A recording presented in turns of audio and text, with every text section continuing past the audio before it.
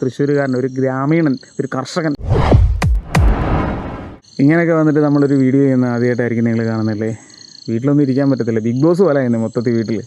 അമ്മയൊക്കെ കൺഫെഷൻ റൂമിലോട്ടാണ് വിളിക്കുന്നത്, അടുക്കളയ്ക്ക് വരും, ആ രീതിയിലായി. അപ്പോൾ ബിഗ് ബോസിൻ്റെ എപ്പിസോഡ് ഇങ്ങനെ പോയിക്കൊണ്ടിരിക്കുകയാണ്. അപ്പോൾ ഒരു കോമണർ വന്ന് ബിഗ് ബോസിൻ്റെ കപ്പ് എടുത്തിട്ട് പോകാമെന്ന് പറയുന്നത് നമുക്ക് പറയാൻ എളുപ്പമുണ്ട്. എത്രത്തോളം പോസിബിൾ ആണെന്നുള്ള കാര്യം നമുക്കറിയില്ല. കാരണം അവിടെ ഒരുപാട് സെലിബ്രിറ്റീസ് ഉണ്ട്, സോഷ്യൽ മീഡിയ ഇൻഫ്ലുവൻസേഴ്സ് ഉണ്ട്, വേറെ കമ്മ്യൂണിറ്റി റെപ്രസെൻറ്റേറ്റീവായിട്ട് വന്നേക്കുന്ന ആൾക്കാരുണ്ട്, സ്ത്രീണതയുള്ള ആൾക്കാരുടെ കൂടെ വന്നേക്കുന്ന ആളുകളുണ്ട്.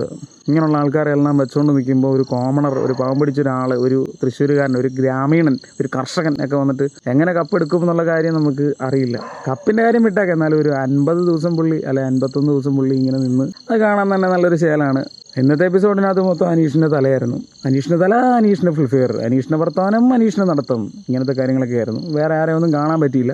നോമിനേഷനിൽ ഒരു 4 വോട്ട് കിട്ടി അനീഷ് എഴുന്നേറ്റ് നിൽക്കുന്നുണ്ട്. എല്ലാ വോട്ടും അല്ല, ഇപ്പോൾ നോമിനേറ്റ് ആയാലും എവിക്റ്റ് ആയാലും പുള്ളി കൈ കൂപ്പി പിടിച്ചാൽ തന്നെ നിൽക്കുകയുള്ളൂ. പുള്ളിയുടെ സ്റ്റാൻഡിൽ തന്നെ ഉറച്ചു നിൽക്കുന്നുണ്ട്. അപ്പോൾ എന്തായാലും നോമിനേഷനിൽ വന്നിട്ടുണ്ട്. അപ്പോൾ അനീഷിനെ ഇഷ്ടമുള്ളവർ, അനീഷിനെ സപ്പോർട്ട് ചെയ്യുന്ന ആളുകൾ ആസ് എ കോമണർ വേറെ കാര്യമൊന്നും ചിന്തിക്കേണ്ട. പുള്ളി ഇതുവരെ ആർക്കും ഒരു ഉപദ്രവം ഉണ്ടാക്കിയിട്ടില്ല. ഇഷ്ടമുള്ള ആളുകൾ എന്തായാലും അനീഷിനെ വോട്ട് ചെയ്യുക. ഞാനെന്തായാലും അനീഷിനെ വോട്ട് ചെയ്യുള്ളൂ. നമുക്ക് പരീക്ഷിക്കാം, നമുക്ക് നോക്കാം എവിടെ വരെ ഇതൊക്കെ പോകുന്നുള്ള കാര്യം അറിയാം.